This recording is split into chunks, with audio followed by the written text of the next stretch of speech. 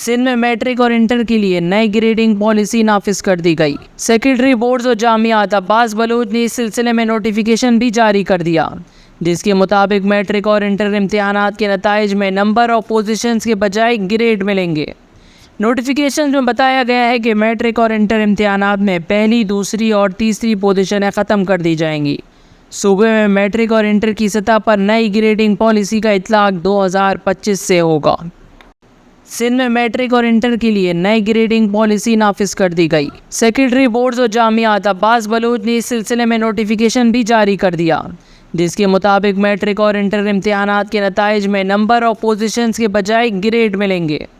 Notification में बताया गया है कि मैट्रिक और इंटर इम्तिहानात में पहली, दूसरी और तीसरी पोजीशनें ख़त्म कर दी जाएंगी।